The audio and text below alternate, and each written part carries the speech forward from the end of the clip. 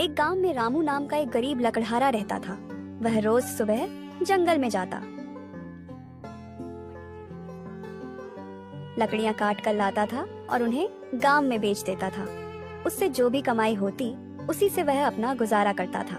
रोज की तरह एक दिन रामू फिर से जंगल में गया, लेकिन वहां पहुंचकर उसने देखा कि बहुत सारे पेड़ पहले से ही कटे हुए थे।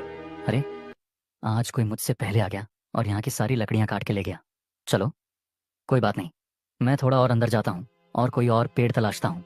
फिर रामू जंगल के अंदर की तरफ जाता है तो वह देखता है कि वहाँ बहुत सारे पेड़ लगे हुए हैं। अरे वाह, यहाँ तो कितने सारे पेड़ हैं। अगर मैं अगले 6 महीने तक भी यहाँ से लकड़ियाँ काटूं तो मुझे पेड़ कभी कम नहीं पड़ेंगे। लेकिन रामू ने जैसे ही कुल्हाड़ी उठाई तो उसने देखा कि पेड़ पर एक बंदरिया और उसका बच्चा बैठा हुआ है। हे भगवान, मैं ये क्या करने जा रहा था। अच्छा हुआ मैंने सही समय पर देख लिया, वरना आज मुझसे यह पाप हो जाता। अगर मैंने इस पेड़ को काट दिया तो वह बंदरिया और उसके बच्चे का घर टूट जाएगा। नहीं, मैं इस पेड़ को नहीं काटूंगा। शायद इस पेड़ पर बहुत सारे फल लगते हैं, इसलिए ये बंदरिया और उसका बच्चा यहीं पर रहते हैं। चलो, मैं आगे चलता हूँ और कोई और पेड़ देख लेता हूँ। रामू फिर जंगल में अंदर की तरफ चला जाता है और वहाँ से लकड़ियाँ काटकर गांव लेकर आ जाता है। रामू हर रोज जंगल में लकड़ियाँ काटने जाता था और कभी कभी तो वह बंदरिया और उसके बच्चे के लिए कुछ खाना भी लेकर जाया करता था। लेकिन एक दिन रामू लकड़ियाँ काटने के लिए जंगल में जाता है तो उसने देखा कि वहाँ के राजा का मंत्री 2 आदमियों के साथ आया हुआ है और उसी पेड़ को काट रहा था। तभी रामू उस मंत्री से कहता है, मंत्री जी, आप यह पेड़ क्यों काट रहे हैं? राजा का आदेश है कि गर्मियां आने से पहले महल में लकड़ियां जमा हो जानी चाहिए, इसलिए मैं इस पेड़ को काटकर इसकी लकड़ी महल में जमा करने जा रहा हूँ। हाँ मंत्री जी, यह तो सही बात है, लेकिन आप इस पेड़ को मत काटिए। आप किसी और पेड़ की लकड़ियां ले जाइए। इस पेड़ के ऊपर एक बंदरिया और उसका बच्चा रहता है, ये उनका घर है। अगर आप इस पेड़ को काट दोगे तो वह बेचारे कहाँ जाएंगे? अरे तो क्या हुआ, यहाँ कितने सारे पेड़ हैं, वह किसी भी पेड़ पर चली जाएगी। अरे मंत्री जी, लेकिन आप यह पेड़ मत काटिए। देखो, मुझे गुस्सा मत दिलाओ। मैं क्या पूरे जंगल के पेड़ों की जांच करता फिरूं, कौन से पेड़ पर कौन सा पक्षी रहता है और कौन से पेड़ पर कौन सा जानवर रहता है। एक पेड़ कटेगा तो दूसरे पेड़ पर अपने आप चले जाएंगे। मैं क्या जंगल के सारे पेड़ों की छानबीन करता फिरूं? चले जाओ यहाँ से, वरना सिपाहियों को आदेश देकर तुम्हें जेल में डलवा दिया जाएगा। रामू हालात के आगे मजबूर था। वह मंत्री का कुछ नहीं कर सकता था, इसलिए वह चुपचाप जंगल में आगे की तरफ निकल जाता है। फिर जब रामू दोपहर को लकड़ियां काट के जंगल से वापस आ रहा था तब उसने देखा कि मंत्री ने वह पूरा पेड़ कटवा दिया था। तभी रामू की नजर पेड़ के नीचे दबी हुई बंदरिया और उसके बच्चे पर पड़ी। वह बंदरिया उस पेड़ के नीचे थी और उसकी मौत हो चुकी थी, लेकिन किस्मत से उसका बच्चा जीवित था।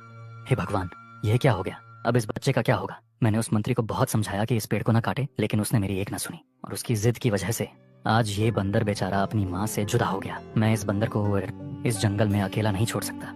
मैं इसे अपने साथ अपने घर ले जाऊंगा। वैसे भी मैं अपनी जिंदगी में बहुत अकेला हूँ। मैं इसे अपने छोटे भाई की तरह रखूंगा। फिर रामू उस बंदर को अपने घर ले आता है और तब से रामू उस बंदर को छोटे भाई की तरह अपने साथ रखने लगा। एक दिन रामू फिर से उसे जंगल में लकड़ियां काटने जा रहा था, तभी उसे वहाँ मंत्री दिखाई देता है। मंत्री उससे बोला, उस दिन जो पेड़ काटा था उस पर वह बंदरिया थी और उसका बच्चा भी था। वह बंदरिया तो उस वक्त मर गई थी, लेकिन शायद उसका बच्चा जीवित था और वे अभी मुझे कहीं दिखाई नहीं दे रहा है। क्या तुम उसे अपने घर ले गए थे? तुम खुद तो अपना पेट पाल नहीं सकते, बंदर को क्या खिलाओगे? हाँ मंत्री जी, मैं उस बंदर के बच्चे को अपने घर ले गया था। मैंने आपको बहुत समझाया कि वह पेड़ न काटो, लेकिन आपने मेरी एक न सुनी और आपकी वजह से एक बच्चा अपनी माँ से जुदा हो गया। आप उसकी माँ के हत्यारे हो। अगर मैं उस बंदर के बच्चे को अपने घर न लाता तो जंगल के जंगली जानवर उसे खा जाते। हाँ हाँ, तू तो बहुत बड़ा दयावान है। सारी दुनिया की इंसानियत और अच्छाई का ठेका तो तूने ही लेकर रखा है। मंत्री जी, मैं आपसे एक विनती करता हूँ, अगली बार आप कोई भी पेड़ काटो तो उस पर देख लिया करो कि किसी पक्षी का या फिर किसी जानवर का बसेरा तो नहीं है। अरे ओ, अब मुझे जंगल के अंदर पेड़ काटने से पहले पेड़ की जांच पड़ताल भी करनी पड़ेगी। तू क्या चाहता है, मैं हर एक पेड़ के पास जाकर देखूं कि उस पर कोई रहता तो नहीं है? अगर कोई रहता है तो उसे बोलूं, भाई साहब आप किसी और पेड़ पर चले जाओ, मुझे ये पेड़ काटना है। अब तू मुझे सिखाएगा? देख रामू, मैं राजा की नजर से बचकर जंगल के पेड़ को काटता हूँ और उसकी लकड़ियों की तस्करी भी करता हूँ। और उस दिन मैंने जो पेड़ काटा था उसकी लकड़ी अभी मैं किसी और राज्य में जाकर बेच दूंगा, लेकिन राजा को इसके बारे में पता नहीं है और राजा मुझ पर शक भी नहीं करेंगे। लेकिन अगर तूने मुझे और ज्यादा परेशान किया तो देख लेना, मैं वह सारा इल्जाम तुझ पर डाल दूंगा कि रामू जंगल से लकड़ियों की तस्करी भी करता है और फिर तू पूरी जिंदगी जेल की काल कोठड़ी में सड़ता रहेगा। तेरा भला इसी में है कि तू यह गांव छोड़कर चला जा और दोबारा इस गांव में दिखाई मत देना। फिर रामू वहाँ से अपने घर चला जाता है और उसे बंदर से कहता है, चलो दोस्त, इस राज्य से मेरा दाना पानी उठ गया है। यहाँ का मंत्री बहुत ही ज्यादा दुष्ट है। वह जंगल में लकड़ियों की तस्करी करता है और अगर मैंने ये गांव नहीं छोड़ा तो वह तस्करी का सारा इल्जाम मुझ पर डाल देगा। मेरी बात पर कोई विश्वास भी नहीं करेगा और मैं पूरी जिंदगी काल कोठरी में सड़ता रहूंगा। और फिर तुम्हारा क्या होगा? इससे अच्छा तो ये है कि हम ये गाँव ही छोड़कर चले जाएं। फिर रामू बंदर के साथ गांव से दूर जाने के लिए निकल पड़ता है।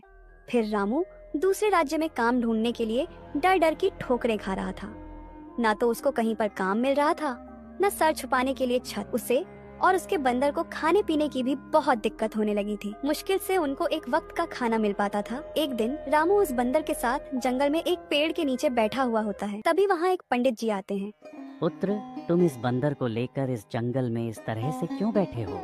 बाबा, इस बंदर ने अपनी माँ को खो दिया है। अब इसका मेरे सिवा इस दुनिया में कोई भी नहीं है, इसलिए मैं इसे अपने साथ अपने घर ले आया था। लेकिन उस राज्य के दुष्ट मंत्री के लालच के चलते मुझे वह गांव छोड़ना पड़ा। अब मैं काम की तलाश में गांव में दरबदर की ठोकरें खाता फिर रहा हूँ। बेटा, तुम्हारा दिल वाकई में बहुत बड़ा है। तुम बहुत बड़े दिल वाले हो। तुमसे किसी का भी दुख कभी देखा नहीं जाएगा। तुमने इस अनाथ बंदर को अपनाकर बहुत बड़ा कार्य किया है। तुम्हें अगर कोई आपत्ति न हो तो तुम मेरे साथ मेरे आश्रम में मेरे शिष्यों के साथ रह सकते हो। मेरे आश्रम में कई सारे शिष्य रहते हैं और आए दिन वहाँ कोई न कोई साधु भी आते रहते हैं। उनके खाने पीने की और उनके रहने करने की जिम्मेदारी अगर तुम उठा लेते हो तो मेरा काम बहुत आसान हो जाएगा।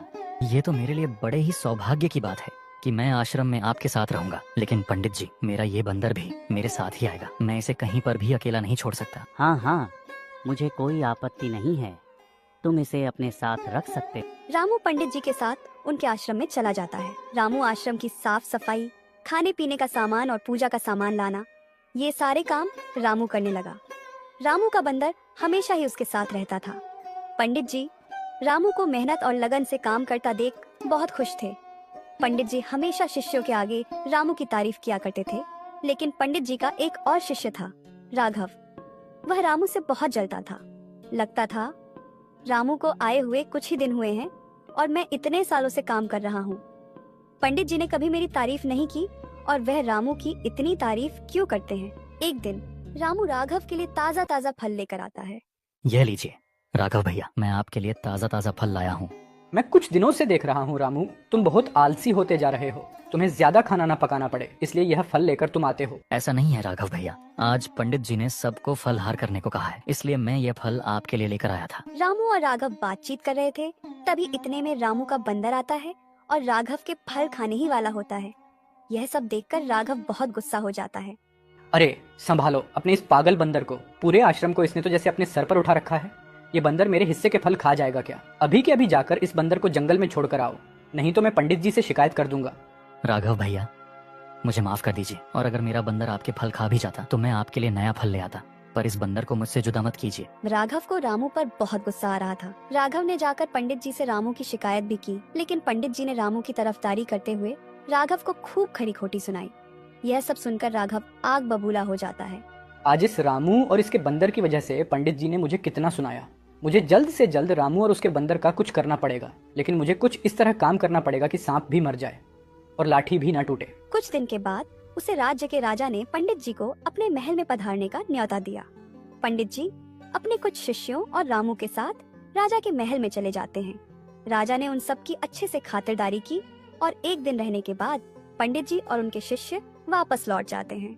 2 दिन के बाद राजा अपने मंत्री के साथ पंडित जी के आश्रम पर आते हैं। अरे राजा साहब, आप यहाँ पर कैसे?